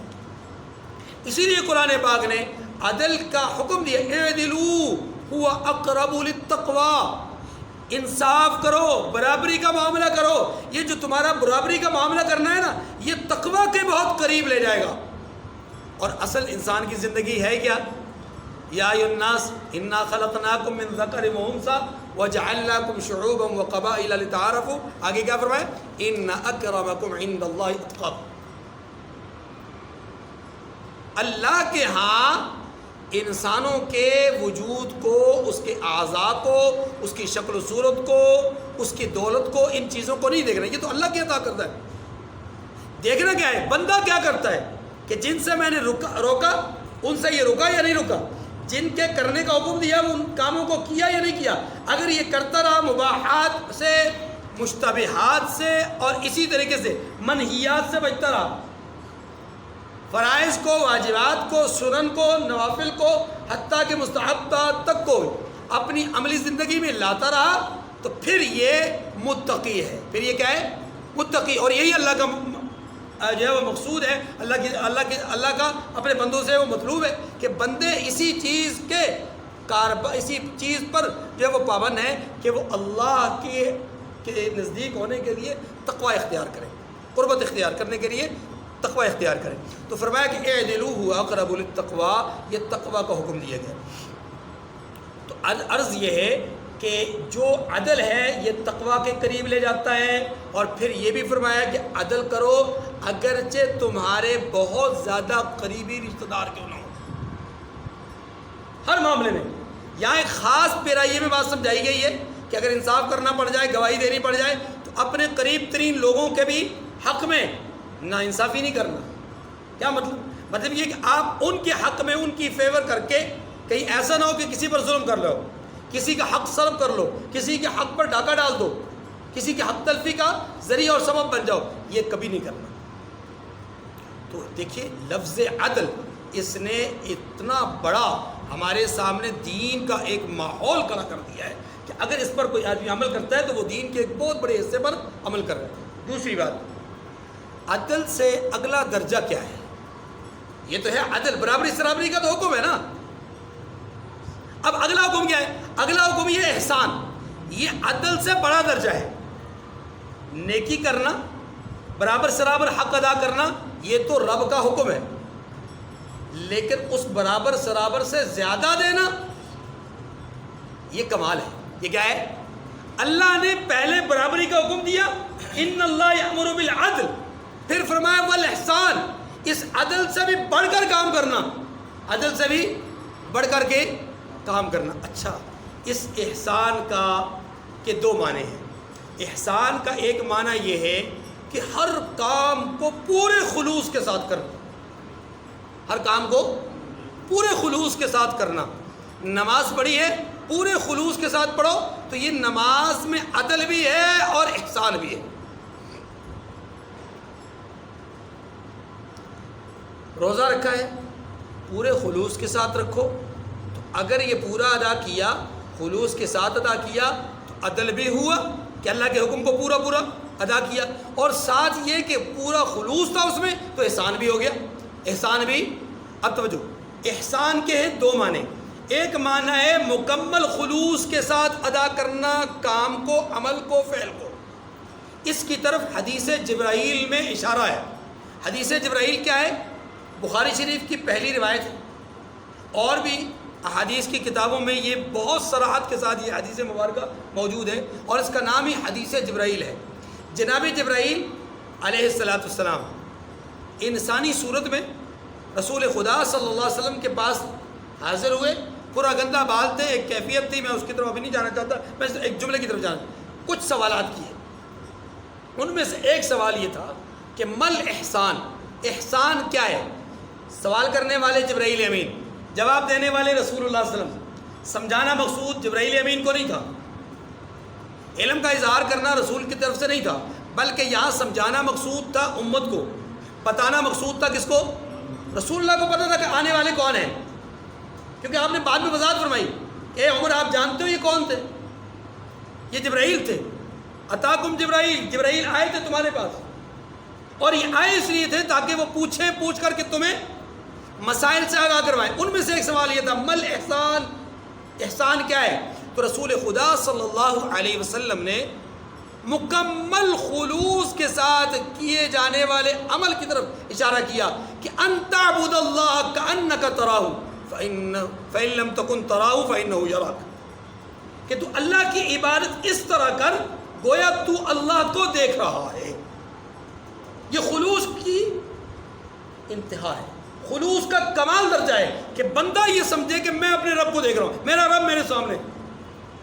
اور بندہ اگر بادشاہ کے سامنے کھڑا ہو، کسی بڑی شخصیت کے سامنے کھڑا ہو، تو وہ ہلنے جلنے میں بھی بہت احتیاط کرتا ہے، کھانسی آ رہی ہو تو بڑا احتیاط کرتا ہے، ہاں جی۔ اسی طریقے سے کوئی بھی حرکت اس نے کرنی ہو، وہ اپنی نقل و حرکت پر مکمل طور پر نگاہ رکھتا ہے کہ کہیں ایسا نہ ہو کہ میرا ہلنا، میرا آنکھ کا پلکانا جھپکانا، میرا آگے پیچھے ہونا، میرا ٹیڑھا ہو کر کے بیٹھنا یا سیدھا ہو کر کے بیٹھنا، ٹانگوں کو پھیلا کر کے بیٹھنا یا ٹانگوں کو سکیڑ کر کے بیٹھنا، آلتی پالتی، یعنی جو بھی شکل میری حیتیں، کہیں ایسا نہ ہو کہ اس بڑے آدمی کی ناراضگی کا سبب بن جائے، اور جس مقصد اور جس غرض سے میں آیا ہوں یہ کہیں ایسا نہ ہو کہ مجھے گھر سے اور مجھے اپنے دفتر سے، مجھے اپنے ہاؤس سے، مجھے اپنے صدر ہاؤس سے یا وزیر اعظم ہاؤس سے نکال نہ دے۔ کہیں ڈر لگتا ہے نا، ڈر لگتا ہے، اور اسی خوف کی بنیاد پر وہ کیا کرتا ہے؟ اپنے آپ کو سکیڑ کر کے، اپنے آپ کو بڑا محتاط رکھ کر کے وہاں پر لمحات گزارتا ہے۔ ان تعبد اللہ، اللہ کی عبادت اس طرح کر گویا کہ تو رب کو دیکھ رہا ہے۔ جب یہ کیفیت پیدا ہو جائے تو بہت کمال، لیکن اگر فرمایا یہ کیفیت نہ پیدا ہو سکے تو پھر بھی احسان کی ایک شکل یہ ہے فَإِن لَمْ تَكُنْ تَرَاهُ فَإِنَّهُ يَرَاكَ، اگر تم یہ کیفیت نہیں پیدا کر سکتے کہ تم اسے دیکھ رہے ہو تو کم از کم یہی تصور پیدا کر لو کہ وہ تمہیں دیکھ رہا ہے، وہ تمہیں۔ یہ ہے احسان کی ایک شکل، اسے کہتے ہیں مکمل خلوص کے ساتھ عمل کرنا۔ احسان، اچھا یہ ہوگا کس کے ساتھ؟ یہ ہوگا معاملہ برتاؤ اللہ کے ساتھ۔ یہ معاملہ اور برتاؤ کس کے ساتھ ہوگا؟ اچھا، احسان کی دوسری شکل یہ ہے کہ ہم وہ عمل جو ہمیں کرنے کا حکم دیا گیا، وہ کام جس کے کرنے کا حکم دیا گیا، وہ ادائیگی جس کے ادا کرنے کا حکم دیا گیا، وہ تو کریں ہی کریں، لیکن اس سے بڑھ کر کے کریں، اس سے زیادہ کریں، اس سے زیادہ انداز میں کریں، اس سے زیادہ اعلیٰ معیار میں کرنے کی کوشش کریں، تو یہ کیا ہوگا؟ احسان کی دوسری شکل ہوگی۔ اور یہ ہوتا کیسے؟ جیسے زکوٰۃ ہے، مثال کے اللہ کا حکم ہے، یہ بھی عبادت ہے، لیکن زکوٰۃ پورے سال کے بعد اپنی آمدنی کے مکمل جو نصاب ہے اس پر پورا اترنے کے بعد، شرائط زکوٰۃ پوری ہونے کے بعد پوری آمدن کے کتنے؟ 2.5% دینا ہے۔ لیکن جو آدمی 2.5% ادا کرنے کے بعد پھر سوچتا ہے کہ میرے رب نے اتنا مال مجھے دیا، اس میں سے میں نے تھوڑا سا دیا، ابھی تو بہت سارا مال میرے پاس موجود ہے، تو یہ جو مسجد بن رہی ہے یہاں زکوٰۃ تو نہیں لگتی، زکوٰۃ تو یہ ادا ہو گئی، یہاں عشر تو نہیں لگتا، عشر تو میں نے الگ ادا کر دیا، فطرانہ تو یہاں نہیں لگتا، میں نے وہ الگ ادا کر دیا، یہاں کیا لگتا ہے؟ یہاں میری خیرات لگے گی،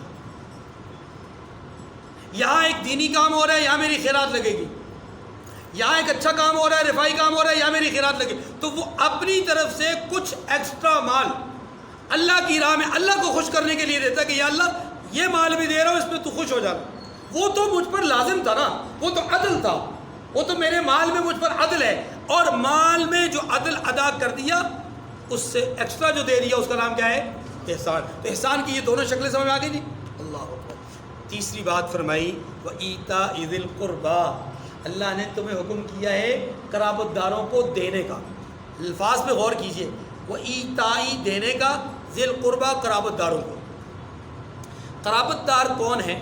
یاد رکھیے الاقرب فالاقرب، جو سب سے زیادہ قریب ہے وہ بڑا قرابت دار ہے، جو اس کے بعد ہے وہ اس کے بعد کا نمبر ہے، جو اس کے جیسے مثال کے طور پر انسان کے سب سے زیادہ قریب اس کے والدین. قرابت داری میں سب سے پہلا قرابت داری کا رشتہ کس کے ساتھ ہے؟ تو یاد رکھیے کہ والدین کو بھی ان کا حق دینے کا حکم دیا گیا ہے. وَإِيتَاءِ ذِي الْقُرْبَىٰ، قرابت داروں کو دینے کا حکم دیا. اب یہاں پر قرآن پاک نے یہ بالکل نہیں کہا کہ قرابت داروں کو کیا چیز دو،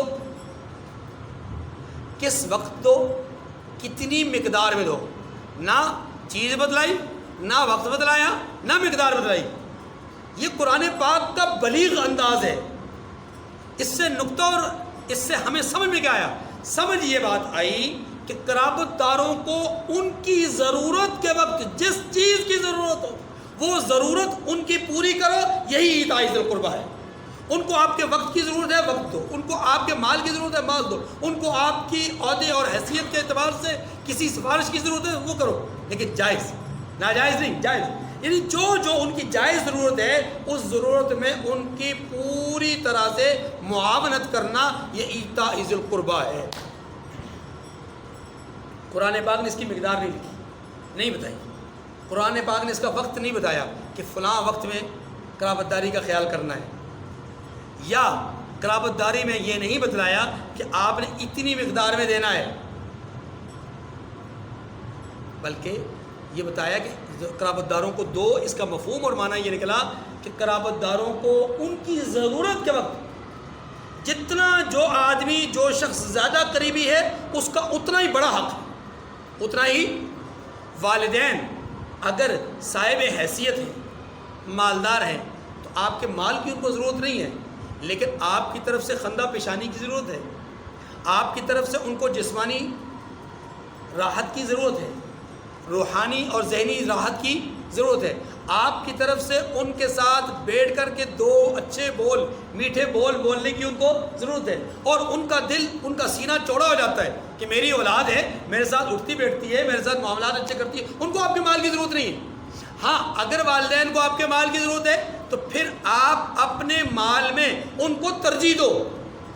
انت ومالک لابیک، آپ کا مال یہ آپ کے والد کی خدمت کے لیے ہے. معنی یہ ہے کہ آپ اپنے والدین کی خدمت کو قطعاً ترک نہ کریں.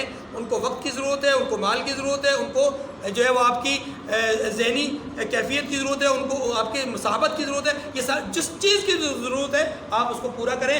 یہ ایتاء ذی القربیٰ میں شامل ہے. اور اسی طریقے سے والدین، پھر بیوی، بچے، بہن، بھائی، پڑوسی، اپنا اسی طریقے سے جو اولاد در اولاد ہے، ہاں جی، والدین کے اوپر جو رشتے ہیں جیسے نانی نانا ہیں، یا اسی طرح سے دادی دادا ہیں، یا اسی طریقے سے سسرال ہے، یہ قرابت داری ہے. پھر رشتے آتے جاتے، بڑھتے جاتے، وسعت پیدا ہوتی جاتی. ٹھیک ہے جی.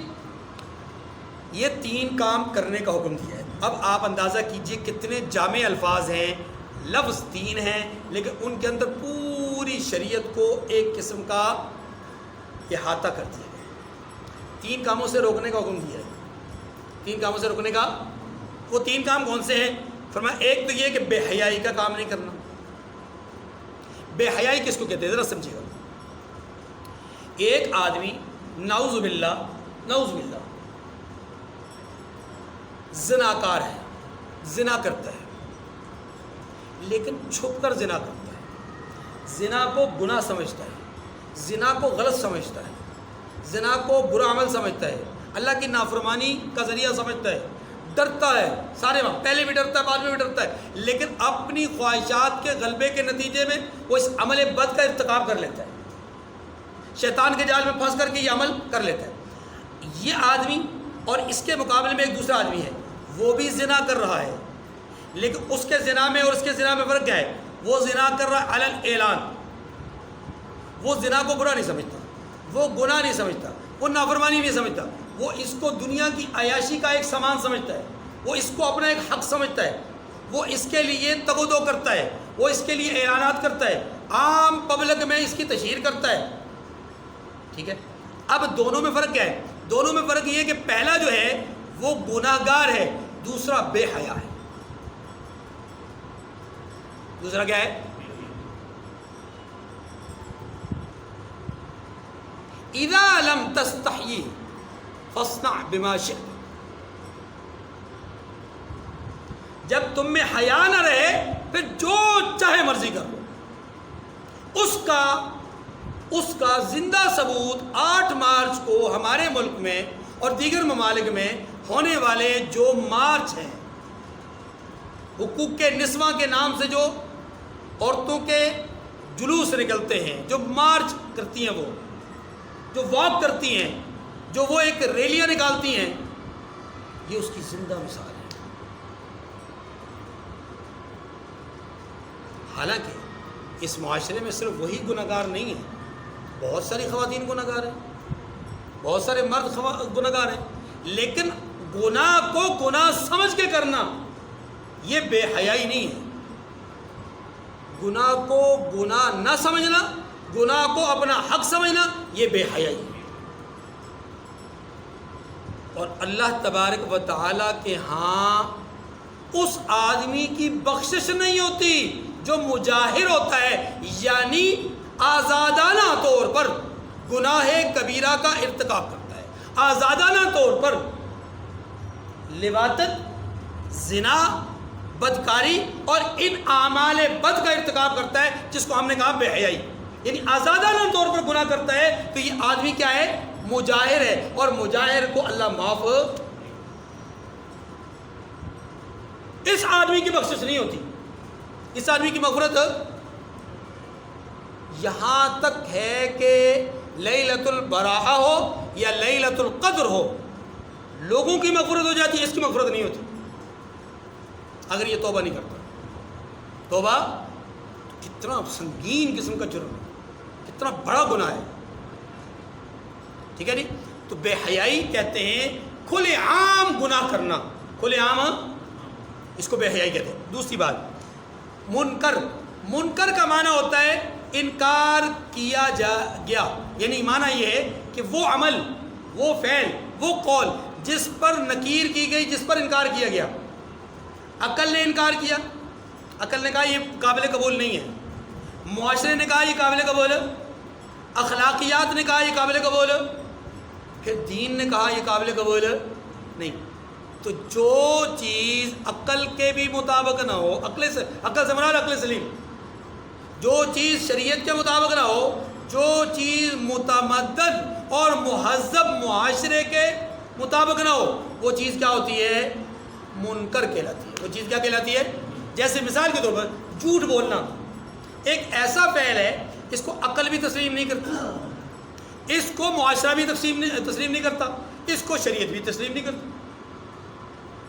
کسی کو دھوکہ دینا، کہنا کچھ، کرنا کچھ، نہ عقل مانتی ہے، نہ معاشرہ مانتا ہے، نہ ہی دین مانتا ہے۔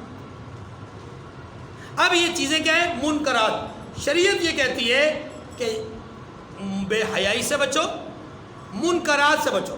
اور تیسری بات کیا فرمائی؟ فرمایا کہ والبغض، بغض کہتے ہیں، دیکھیے اپنے فائدے کے لیے، میں آسان الفاظ میں سمجھانا چاہتا ہوں، اپنے فائدے کے لیے، اپنے مقاصد کے لیے دوسروں کے کندھوں کو استعمال کرنا، یا چلے میں اور سادہ الفاظ میں کہہ دیتا ہوں، خود کو فائدہ پہنچانے کے لیے دوسروں کے حق کو سلب کرنا، یہ بغض ہے۔ بس سیدھی سی بات، اپنا فائدہ حاصل کرنے کے لیے دوسروں کا حق چھیننا، سلب کرنا، توڑ دینا، اس کو پیچھے ڈالنا، اس کی حق تلفی کرنا، یہ سارا کیا ہے؟ بغض۔ اور اس بغض کا ارتکاب چھوٹے طبقے سے لے کر کے بڑے طبقے تک ہر آدمی اپنی حیثیت کے مطابق کرنے کی کوشش کرتا ہے، کہیں نہ کہیں دوسرے کا حق سلب کر کے۔ مثلا میں آپ کو ایک مثال دیتا ہوں، ہم سب نماز پڑھنے والے الحمدللہ اور مسجد کو آباد کرنے والے، لیکن ہم نمازیوں میں سے ایسے لوگ بھی ہوتے ہیں کہ جو دوسروں کا حق سلب کرنے کے لیے مسجد میں چوکڑیاں مار کے ایسے جو ہے نا وہ مطلب کھلے چوڑے ہو کر کے بیٹھ جاتے ہیں کہ میرے قریب قریب کوئی نہ بیٹھے، اپنے فائدے کے لیے کہ مجھے ٹھنڈی ہوا لگتی رہے، اپنے فائدے کے لیے کہ میں سہولت سے بیٹھا رہوں، اپنے فائدے کے لیے کہ میں آسانی سے رہوں، اس کے لیے دوسروں کی راہ میں رکاوٹ ڈالنا، یہ کیا ہے؟ اسی کو تو بغی کہتے ہیں، اسی کو تو سرکشی کہتے ہیں۔ یہ سرکشی کی معمولی سی چھوٹی سی ایک حقیر سی میں نے مثال دی ہے، جو اپنے ماحول سے میں نے شروع کی ہے کہ ہمارے ماحول میں یہ سب کچھ ہو رہا ہے، اسی کو آپ بڑھاتے جائیں بڑھاتے جائیں بڑھاتے جائیں، تو سرکشی کی یہ بھی تو صورت ہے نا کہ ہم اپنے دروازے کے باہر اتنا اونچا وہ ٹبہ بنا دیں کہ گزرنے والی گاڑی کو تکلیف ہو، اپنا حق یعنی اپنے فائدے کے لیے میں نے کیا کیا؟ دوسروں کا حق سلب کیا۔ تو یہ جو دوسروں کے حقوق کو سلب کر کے خود کو فائدہ پہنچانا ہے، یہ ہے بغی۔ یہ حکمران بھی کرتے ہیں، رعایا بھی کرتی ہے، یہ ملازم بھی کرتا ہے، مالک بھی کرتا ہے، یہ مقتدی بھی کرتے ہیں، امام بھی کرتا ہے، سارے لوگ کر رہے ہیں۔ اللہ تعالیٰ ہم سب کی حفاظت فرمائے۔ تو چھ باتوں کی کا حکم ہوا اس آیت کریمہ میں۔ 3 کام کرنے ہیں، عدل کرنا ہے، احسان کرنا ہے، اور قرابت داروں کو ان کا حق دینا ہے۔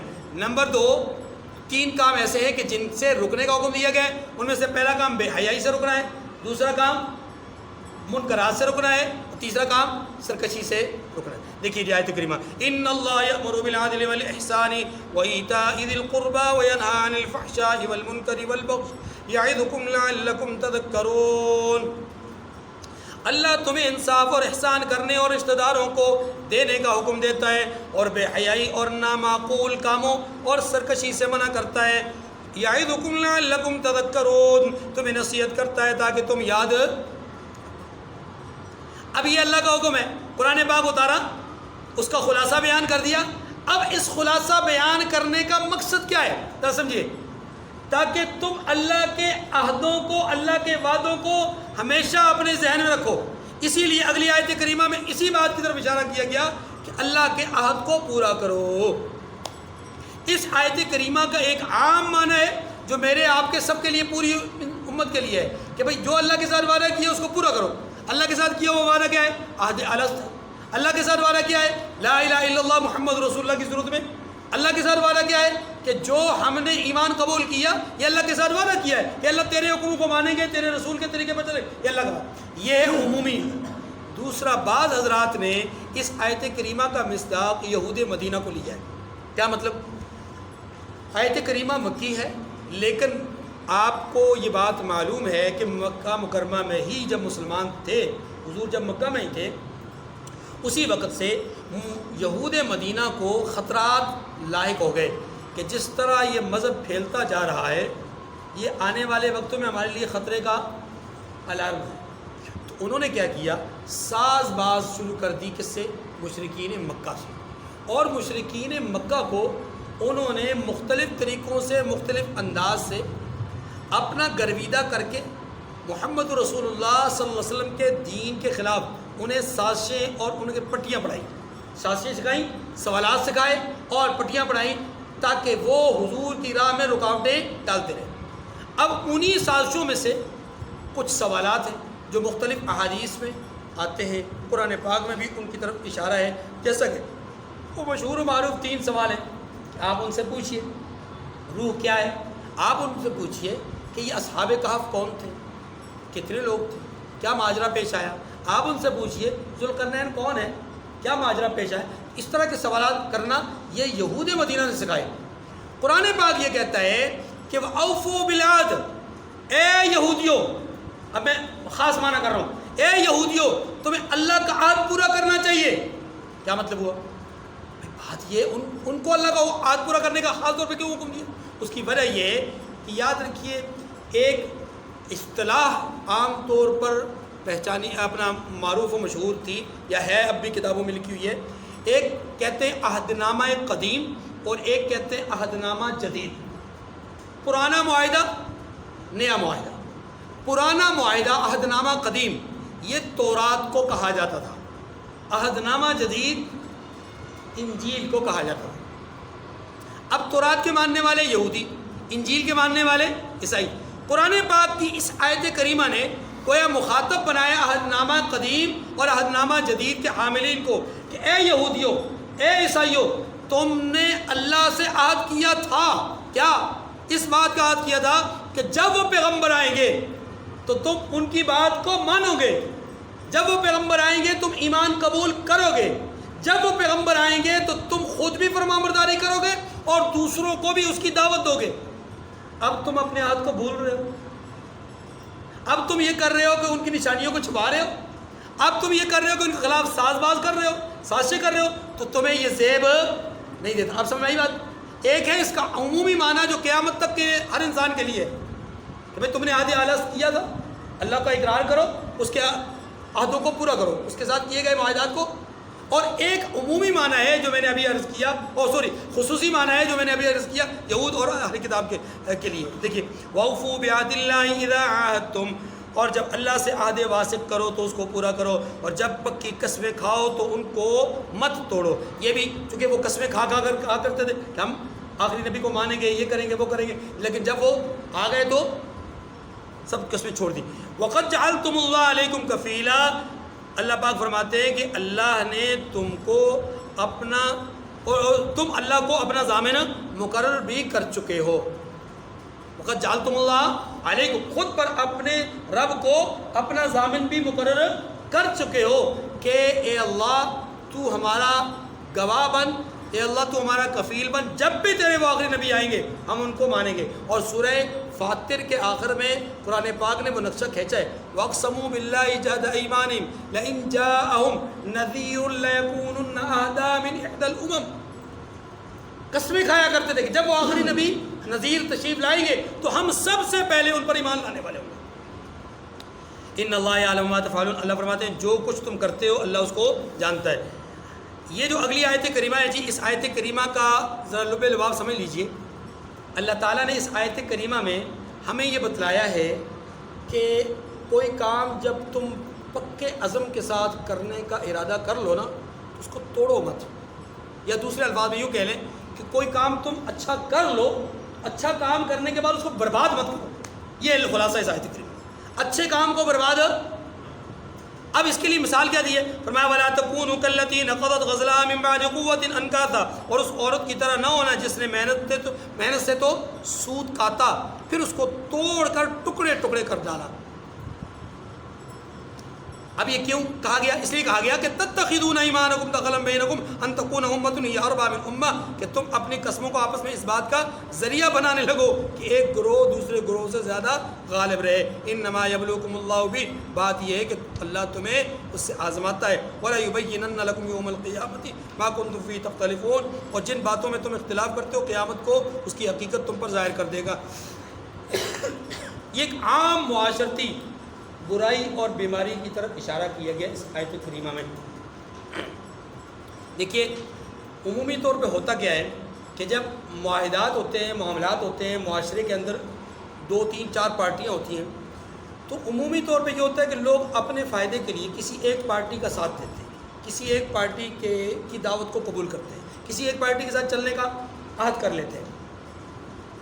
اب اللہ پاک یہ فرماتے ہیں کہ یہ ہے تو خاص پہ رہی ہے، لیکن میں عمومی بات کر رہا ہوں۔ عمومی بات یہ کہ جب ایک پارٹی کے ساتھ آپ معاہدہ کر لیتے ہیں تو پھر یوں نہیں کرنا چاہیے کہ آج تو ان کے ساتھ معاہدہ کر لیا، کل آپ نے ہوا کا رخ کہیں اور دیکھا، وکٹیں گرتی جا رہی ہیں، آپ نے دوسری طرف اپنا رخ کر دیا۔ بھائی یہ جو ہوا کے رخ پہ چلنے والا اڑنے والا کوا تم بن رہے ہو نا، یہ نہ بنو، شاہین بنو، عقاب بنو۔ وہ اپنی سمت مخالف سے آنے والی جو ہوا ہے باد مخالف، اس کا بھی ڈٹ کر مقابلہ کرتا ہے، پھر ایسا بنو۔ یہ تو کوئی طریقہ نہیں ہے کہ آج آپ ایک پارٹی کے ساتھ ہیں اور کل کو دیکھا کہ یہ پارٹی تھوڑی کمزور ہو رہی ہے تو آپ نے چھلانگ لگائی دوسری پارٹی میں چلے گئے۔ تو عرف عام میں ہم اس کو کہتے ہیں لوٹا۔ یہ کام نہ کرو، یہ کام یہ مشرکین مکہ کو بھی کہا جا رہا ہے، یہ یہودی مدینہ کو، خاص طور پہ یہودی مدینہ کو کہا جا رہا ہے کہ دیکھو تم نے اللہ والوں کے ساتھ معاہدہ کیا تھا، اللہ والوں کے ساتھ پکا معاہدہ کیا تھا، لیکن اب تم ہوا کا رخ دیکھ کر کے اپنے مفادات کے خلاف دیکھ کر کے کہ بنو اسحاق سے بنو اسماعیل کی طرف نبوت منتقل ہو گئی، تمہارے مفاد پر ضرب پڑی تو تم نے کیا کیا؟ پارٹی چینج کر دی۔ تم ملت ابراہیمی کے پیروکار تھے، تم موسیٰ علیہ السلام کی دعوت کے لبیک کہنے والے تھے، عیسیٰ علیہ السلام کو ماننے والے تھے، تم نے کیا کیا؟ اللہ کی ندا کو، اللہ کی دعوت کو ترک کر کے تم نے مشرکین کی دعوت کو قبول کر لیا، ان کے ساتھ ہو گئے، یہ تم نے پارٹی بدل لی۔ ایسا تمہیں نہیں کرنا چاہیے تھا، یہاں تمہیں فائدہ نظر آ رہا، مشرکین میں تمہیں فائدہ نظر آ رہا ہے، تو آج تم مشرکین کے ساتھ ہو گئے، حالانکہ تم نے عہد کیا تھا کہ تم اللہ والوں کے ساتھ رہو گے۔ یہ جو تم نے کیا نا، اس کا نقصان تمہیں کیا ہوا پتہ ہے؟ اس کا نقصان تمہیں ایسا یہ ہوا کہ تم نے پیچھے جتنی نیکیاں کی ہیں نا، ساری برباد ہو گئی۔ تمہاری مثال اس عورت کی طرح ہو گئی جو دن بھر سوت کاٹتی رہی، دھاگا بناتی رہی، ہاں جی، اور جب شام کو اب اس کو سمیٹنے کی بات آئی، اب اس کو سنبھالنے کی بات آئی، تو بجائے سنبھالنے کے وہ چرخے سے اس پورے سوت کو، کاتے ہوئے سوت کو اتارتی ہے، اتار کر اس کو ٹکڑے ٹکڑے کر دیتی ہے۔ تمہاری مثال ایسی ہے، سمجھے؟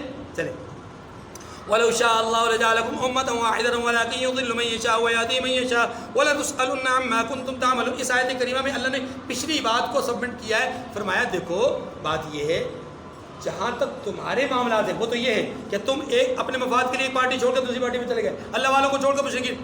اگر اللہ چاہتا نا تو تم ایسا نہ کر پاتے،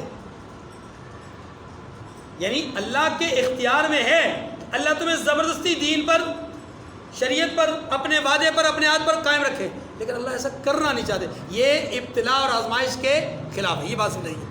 اور اگر اللہ چاہتا تو تم سب کو ایک ہی جماعت بنا دیتا، لیکن وہ جسے چاہتا ہے گمراہ کرتا ہے، اور جسے چاہتا ہے ہدایت دیتا ہے۔ یاد رکھیے گمراہی بھی اسی کو ہوتی ہے جو خود گمراہی کی طرف مائل ہوتا ہے، ہدایت بھی اس کو ملتی ہے جو ہدایت کی طرف مائل ہوتا ہے۔ میلان ضروری ہے۔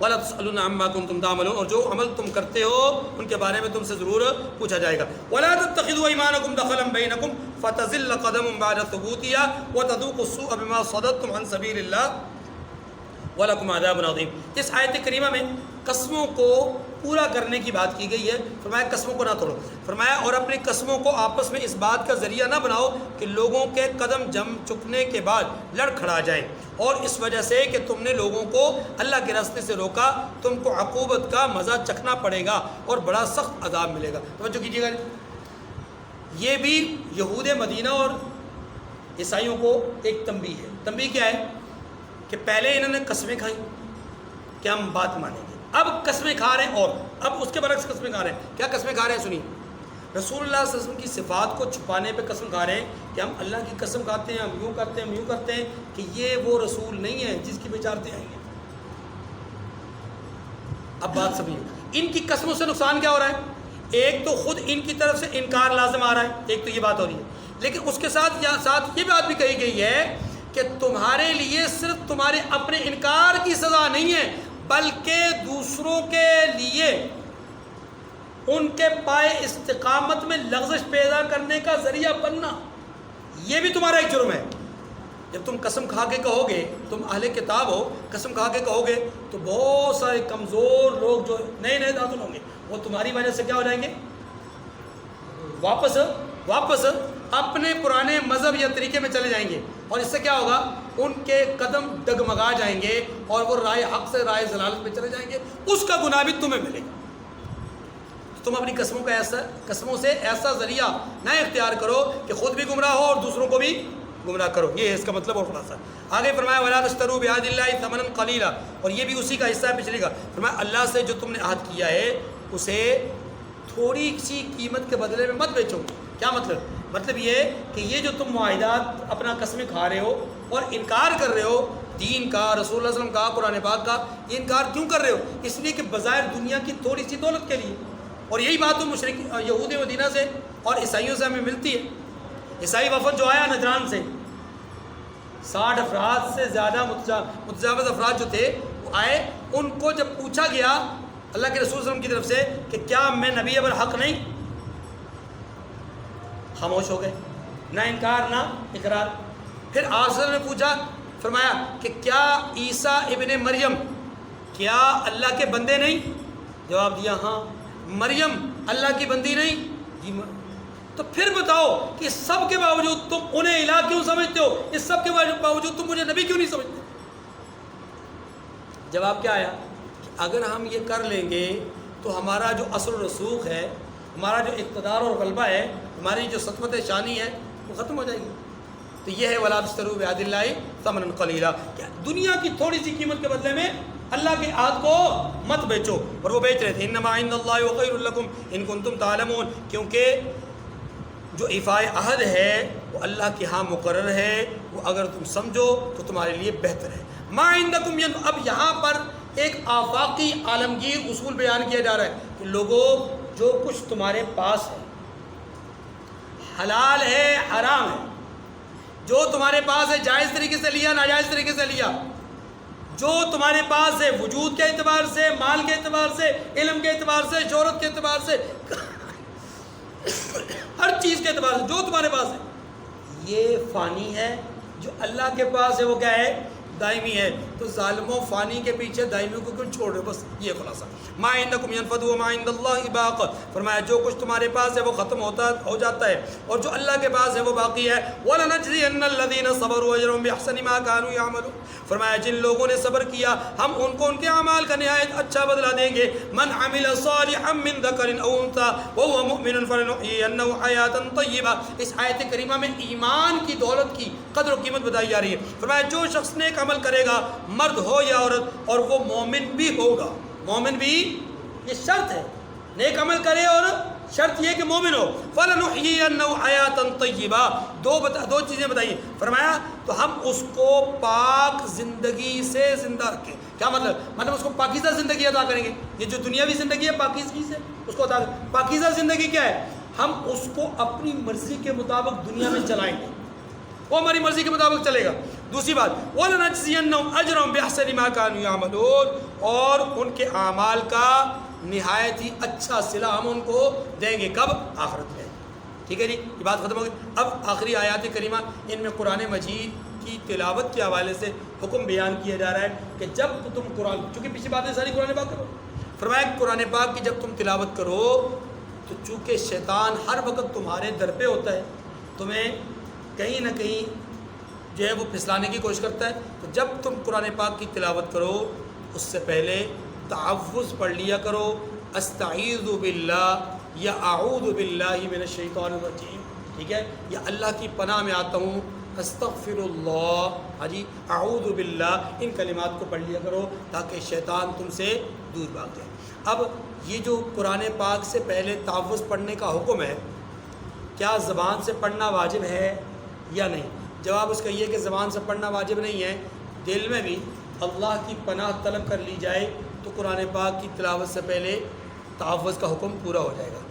زبان سے بولنا ضروری نہیں ہے، اگر زبان ہلا کر کے صرف الفاظ کو دہرا دیا جائے یہ بھی کافی ہو جائے گا۔ تو الفاظ کا دہرانا واجب نہیں ہے، مستحب ہے، البتہ اللہ کی ذات کی طرف متوجہ ہونا، شیطان کی شر سے اللہ کی پناہ میں آنا، اللہ کی پناہ پکڑنا، یہ کیا ہے؟ یہ واجب، یہ کیا ہے؟ واجب۔ فَإِذَا قَرَأْتَ الْقُرْآنَ فَاسْتَعِذْ بِاللَّهِ مِنَ الشَّيْطَانِ الرَّجِيمِ، اور جب تم قرآن پڑھنے لگو تو شیطان مردود سے پناہ مانگ لیا کرو۔ إِنَّهُ لَيْسَ لَهُ سُلْطَانٌ عَلَى الَّذِينَ آمَنُوا وَعَلَىٰ رَبِّهِمْ يَتَوَكَّلُونَ۔ اللہ اکبر۔ جو مومن ہیں وہ اپنے پروردگار پر بھروسہ رکھتے ہیں، ان پر اس کا کچھ زور نہیں چلتا، ان پر اس کا کچھ زور کس کا؟ شیطان کا۔ شیطان حملہ آور ہونے لگتا ہے، لیکن جب بندہ مومن اللہ کی پناہ میں آتا ہے تو پھر اس پر کوئی زور نہیں چلتا۔ انما سلطانہ علی الذین یتولونہ والذین هم بہ مشرکون، اس آیت کریمہ میں خلاصہ بیان کر دیا گیا کہ شیطان کا زور چلتا کس پر ہے، وہ بتایا۔ فرمایا کہ اس کا زور انہی لوگوں پر چلتا ہے جو اس کو رفیق بناتے ہیں، دوست بناتے ہیں، اور اس کے وسوسے کی وجہ سے شریک مقرر کرتے ہیں اللہ کا۔ تو اللہ تبارک و تعالیٰ کی طرف سے ان کو پناہ نہیں ملتی، کیونکہ یہ اللہ کی پناہ میں آتے نہیں ہیں۔ تو جب ان کو پناہ نہیں ملتی اللہ کی طرف سے تو پھر شیطان ان پر جو حملہ کرتا ہے اس میں وہ کیا ہو جاتا ہے؟ کامیاب۔ اللہ تعالیٰ مجھے اور آپ کو شیطان کے وسوسوں سے، اس کے شر سے، اس کے فتنوں سے، اس کے وساوت سے، خواہ وہ شیطان انسانی صورت میں ہو، خواہ وہ شیطان جنات کی صورت میں ہو، اللہ تعالی ہمیں سب کو اپنی